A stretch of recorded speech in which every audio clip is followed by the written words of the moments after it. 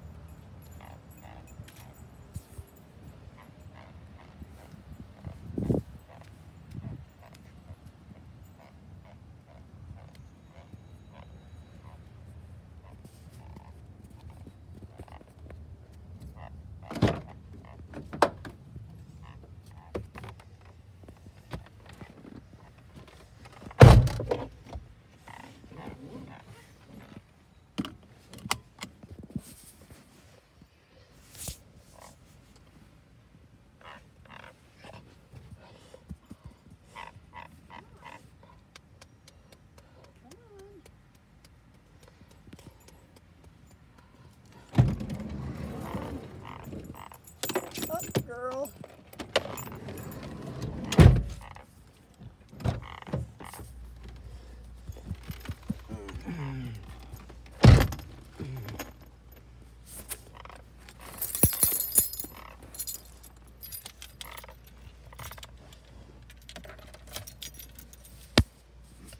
Do you want mac and cheese or do you want a hamburger?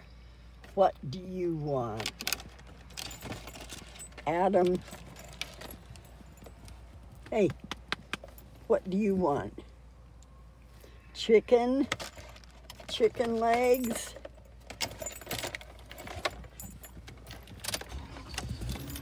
KFC?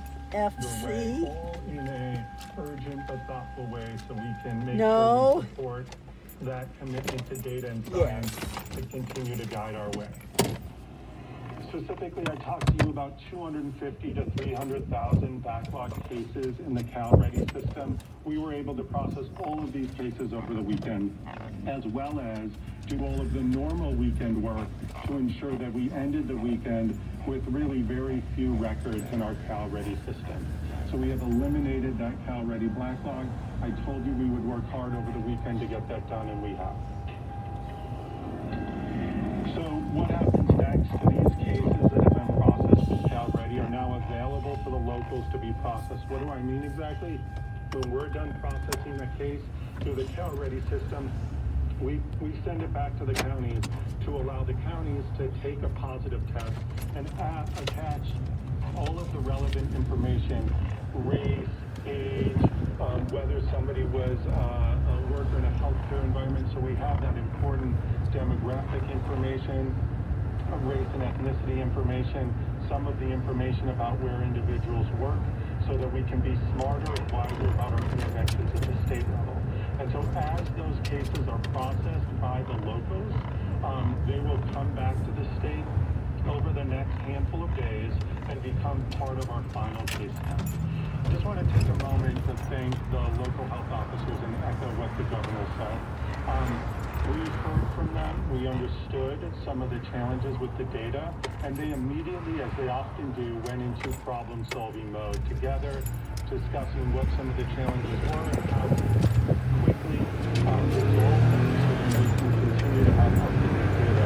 Our team at CDPH just concluded a call with the local health officers this morning, discussing some of these data challenges, and although there's always more work to do, we're reassured about the level of collaboration and work, and that we have the right way forward.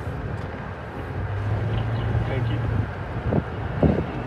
As you were listening to the governor's news conference today, hearing again about some data backlog and resignation from the public health director. We'll have more on that. Reporters have questions. We'll bring you that audio later on, and we'll address it next on KNX in depth. California's only 24-hour local news and KNX 1070 News Radio. Radio.com. This is KNX. Jeff and Mike Simpson. And I'm Charles Feldman. At a pivotal point where California's COVID response could ease growing pressure heading into the fall or set up a devastating winter, we don't have reliable data. Why not? Because of a string of errors dating back to late July. Cases have been underreported. California's public health director is out of a job over this, and we are going in depth.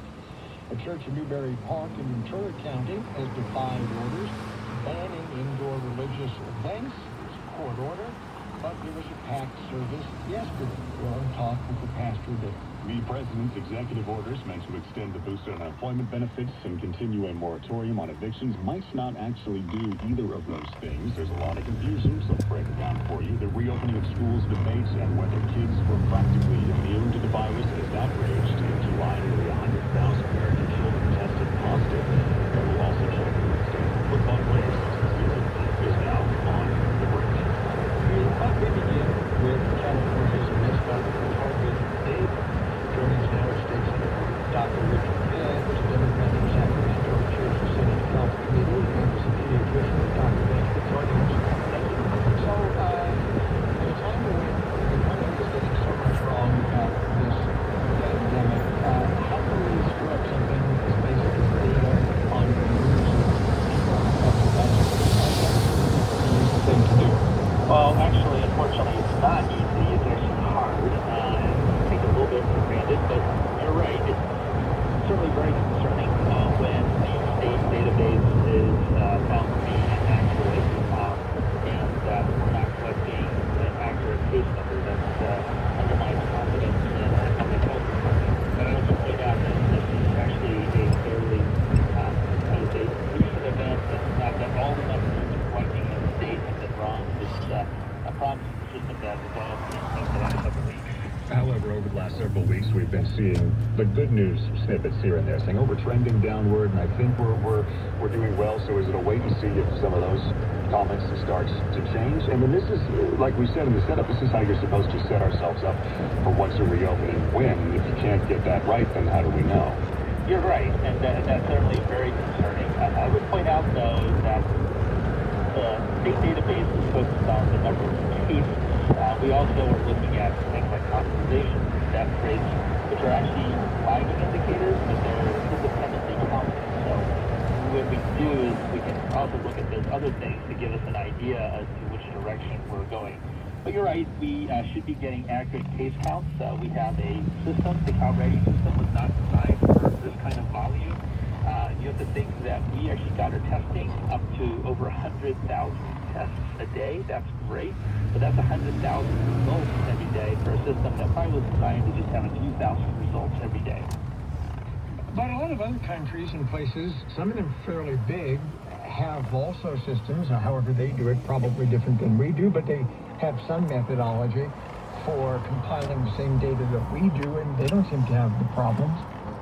Well, let's just put it this way. We have under... Hi, I'd like 2 chicken legs, original, and a small mac and cheese, and a small coleslaw. No, that's it. Thank you.